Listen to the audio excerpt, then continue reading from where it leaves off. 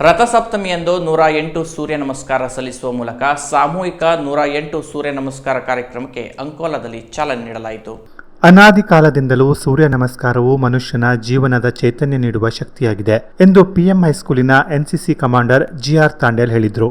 ಅವರು ಪತಂಜಲಿ ಯೋಗ ಸಮಿತಿ ಅಂಕೋಲಾ, ಭಾರತ ಸ್ವಾಭಿಮಾನ ಟ್ರಸ್ಟ್ ಅಂಕೋಲಾ ಘಟಕ, ಪತಂಜಲಿ ಮಹಿಳಾ ಯೋಗ ಸಮಿತಿ, ಯುವ ಭಾರತ ಕಿಸಾನ್ ಪಂಚಾಯತ್ ಹಾಗೂ ಪಿಎಂ ಹೈಸ್ಕೂಲ್ ಎನ್ಸಿಸಿ ಘಟಕ ಇವರ ಸಂಯುಕ್ತ ಆಶ್ರಯದಲ್ಲಿ ಪಿಎಂ ಹೈಸ್ಕೂಲ್ ದಿನಕರ ವೇದಿಕೆಯಲ್ಲಿ ರಥಸಪ್ತಮಿಯ ಪ್ರಯುಕ್ತ ಆಯೋಜಿಸಲಾಗಿದ್ದ ಸಾಮೂಹಿಕ 108 ಸೂರ್ಯ ನಮಸ್ಕಾರ ಕಾರ್ಯಕ್ರಮಕ್ಕೆ ಚಾಲನೆ ನೀಡಿ ಮಾತನಾಡಿ, ಅನಾದಿ ಕಾಲದಿಂದ ಸೂರ್ಯ ನಮಸ್ಕಾರ ತನ್ನದೇ ಆದ ವೈಶಿಷ್ಟ್ಯವನ್ನ ಹೊಂದಿದೆ.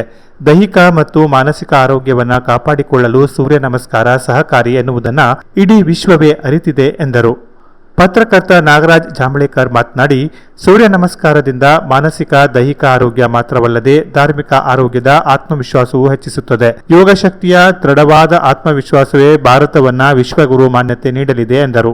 ವೇದಿಕೆಯಲ್ಲಿ ನಿವೃತ್ತ ಯೋಧ ನಾಗರಾಜ್ ನಾಗಪ್ಪ ನಾಯ್ಕ್, ಭಾರತ ಸ್ವಾಭಿಮಾನ ಟ್ರಸ್ಟ್ನ ಪ್ರಮುಖರಾದ ಡಾಕ್ಟರ್ ವಿಜಯದೀಪ್, ಯುವ ಭಾರತ ಕಿಸಾನ್ ಪಂಚಾಯತ್ದ ಪ್ರಮುಖರಾದ ಅಭಯ್ ಮರಬಳ್ಳಿ, ಯೋಗ ಗುರು ಗಣೇಶ್ ಹರಿಕಂತ್ರ, ಪತಂಜಲಿ ಯೋಗ ಸಮಿತಿಯ ಮಹಿಳಾ ಘಟಕದ ರಾಧಿಕಾ ಆಚಾರಿ, ಯುವ ಭಾರತ ಪ್ರಭಾರಿ ಸತೀಶ್ ನಾಯ್ಕ್, ಸಂಘಟನಾ ಕಾರ್ಯದರ್ಶಿ ವೇಲಾಯುಧ ನಾಯರ್, ಪತಂಜಲಿ ಯೋಗ ಸಮಿತಿಯ ತಾಲೂಕಾ ಪ್ರಭಾರಿ ವಿನಾಯಕ ಗುಡಿಗಾರ್ ಪ್ರಾಸ್ತಾವಿಕ ಮಾತನಾಡಿದರು. ದಿನಕರ ದೇಸಾಯಿ ವೇದಿಕೆಯಲ್ಲಿ ದಿನಕರ ಗೀತೆ ಹಾಡಿದ ಪ್ರಶಾಂತ್ ಶೆಟ್ಟಿ ಸರ್ವರನ್ನ ಸ್ವಾಗತಿಸಿದರು. ಆರ್ಯ ಶೆಟ್ಟಿ, ಯೋಗಿತಾ ಶೆಟ್ಟಿ ಸ್ವಾಗತ ಗೀತೆ ಹಾಡಿದರು. ಪ್ರೊಫೆಸರ್ ನಾರಾಯಣಸ್ವಾಮಿ ನಿರೂಪಿಸಿದರು. ಕಾರ್ಯಕ್ರಮದಲ್ಲಿ ವಿವಿಧ ಶಾಲೆಗಳ ವಿದ್ಯಾರ್ಥಿಗಳಿಗೆ ಅಭಿನಂದನಾ ಪ್ರಶಸ್ತಿ ಪತ್ರಗಳನ್ನು ವಿತರಿಸಲಾಯಿತು.